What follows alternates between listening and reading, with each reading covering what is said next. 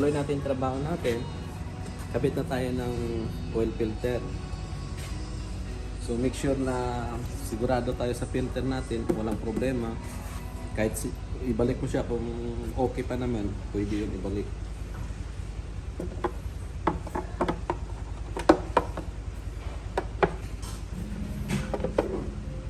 Tapos so guys, magkakabit na tayo ng crankcase. Ngayon ang crankcase natin, wali mayroong mga bago nito, pero ito maayos pa siya.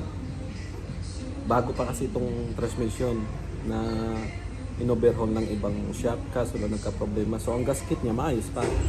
So kailangan lang na, pero ako hindi ako nagko-kumpiyansa dahil siyempre mayroon din tayong original na silicone. Itong silicone na to original. Ang presyo nito sa baril 17 BD, kung sa Pilipinas na price nasa 2.2. Napakamahal ng silicone na ito. Thread band ang ano niya. Thread band. So mag-silicone muna tayo. Alalay lang para ano, sigurado tayong hindi tayo babaklas ulit. Layo lang naman.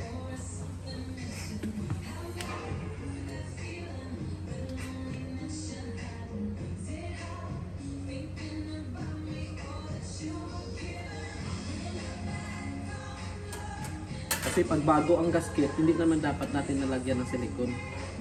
Itong sa akin ginawa, alalay lang to para kasi hindi to siya bago eh. Pero maayos pa ang rubber niya.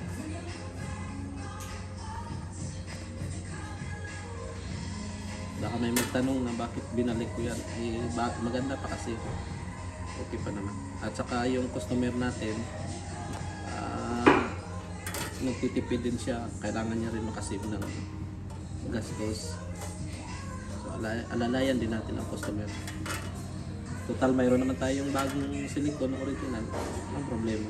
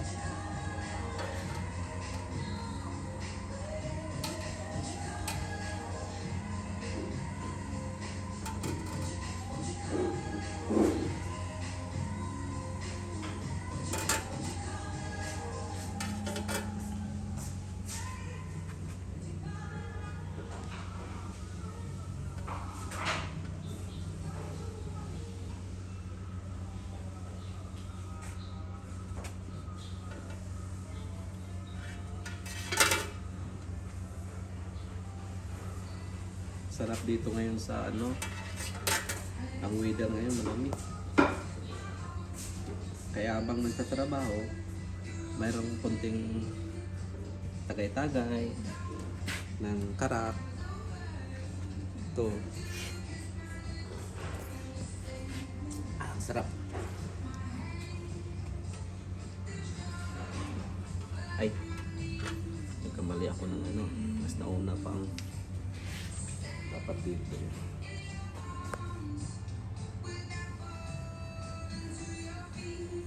Guys, tanggalin natin to, baka makalimutan, malagyan sa loob. Matanda na tayo kaya minsan ang utak natin medyo ano na,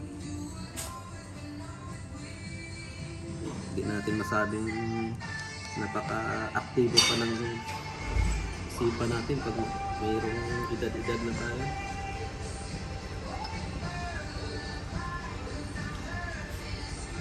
At saka guys, kami baguhan pa lang kami ng vlog sa aming shop. Kasi ngayon, wala naman talaga kami ano, pero dahil may balak na rin kami na magpurkod ng pamilya namin sa Pinas kung kami medyo ano na dito. So yung trabaho na matagal na kami dito sa abroad, kaya hindi kami gumagawa ng ganitong mga video dahil nga sa wala naman kami hilig talaga na ganito. Pero nung naalala namin na pauwi na kami, malapit na kami mag-for good, siguro kailangan na natin na mayroon din tayong maalala pagdating ng panahon. So kung sino mga nakapapanood, pwede nyo kami matulungan na i-subscribe mo kami sa aming YouTube channel. Maraming salamat sa inyo.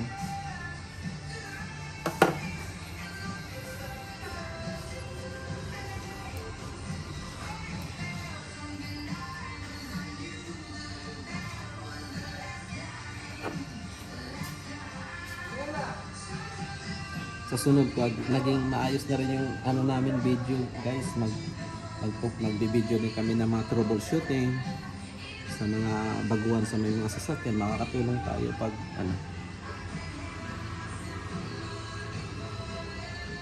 Sensya na talaga kasi mga baguhan pa eh. Hindi pa namin, lalo kami mga ang salita namin Bisaya, hirapan kami minsan nagtatagalog, iba ang ano namin, accent sa ano. So ito na, tapos na natin. Ang gawin natin ngayon, kapit na natin yung crankcase.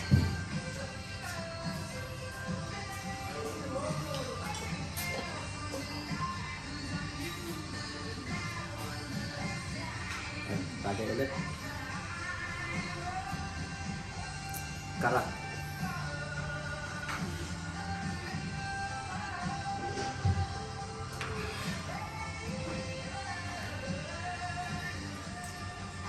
Guys, okay na. Kabit na natin. Perfect. Wala tayong nakalimutan.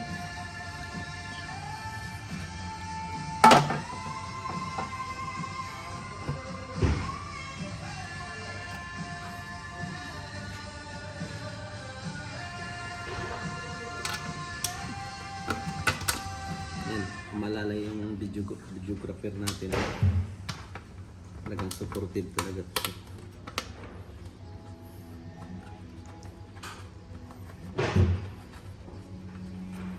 Yung kasama namin sa trabaho, nagpapahinga pa sila pala dahil tanghali ngayon.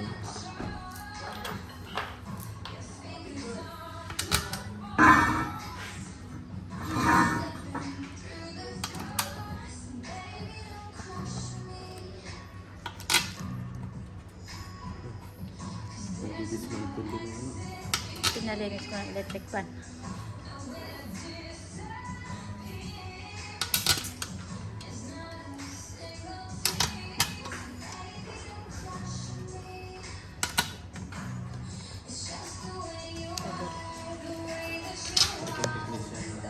Guys, share ko lang yung anak namin guys.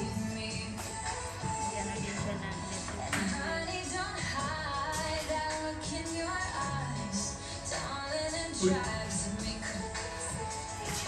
Nag-aayos ko sa ng electric fan namin guys. Share ko lang sa guys.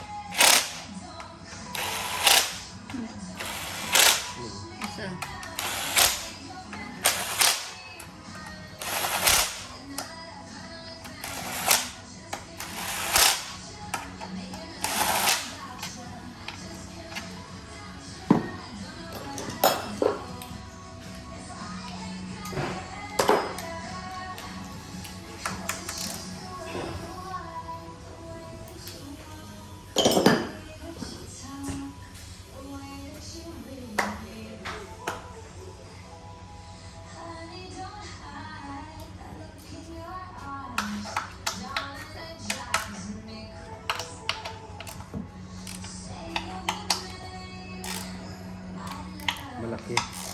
Ang ano niya, yung crankies.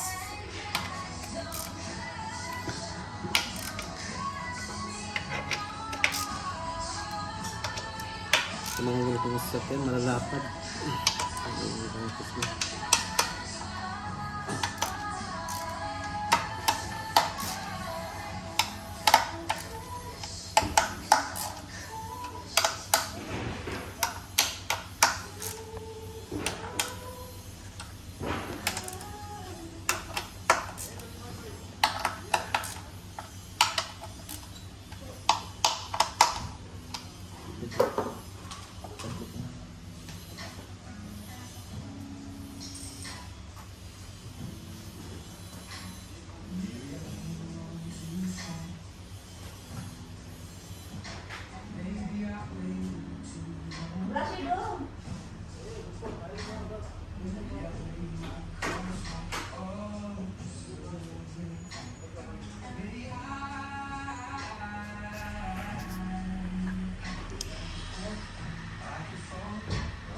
Guys, yung anak ko.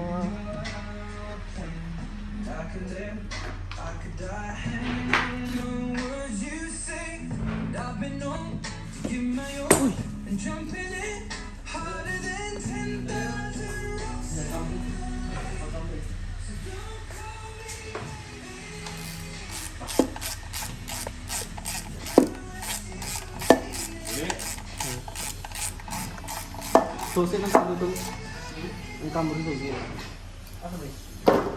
Sa kanya? Camry? Bayad mo. Here was last time I told him. Ha? Here, tire. I think he put already. He put already. Bayad mo. No discount, huh? 91 1 Already PD. 300 PD given to you.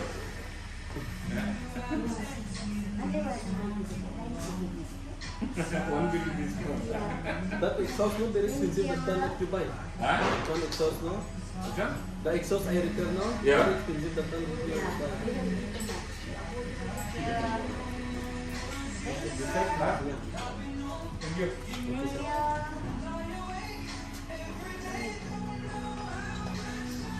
Reset boss di ba? The reset? Your reset? Receipt.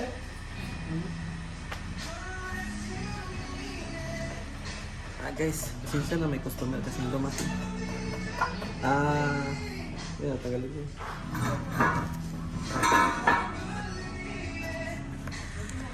So guys, alam nyo itong mga ginagamit ko dito pang ano, pang holding nito. Ito. Ito ginagawa ko lang to siya para makita nyo rin yung ano, ginawa ko ito. Improvise lang yan ako. Ginaya ko lang sa online. Pero ako nang gumawa nito. Pininturahan. Pinamasin shop yung ano, yung tubo. Yan. Bale ako lang gumawa nito. Yan lahat yan. May mga table ako na hydraulic din siya. Para yung pangbaba ng makina. Yan ang ginawa ko rin siya. Yung mga gulong. Yan. Para in case pwede mailipat-lipat. So salamat sa mga nanood. Sa mag-subscribe dyan. Maraming salamat sa inyo.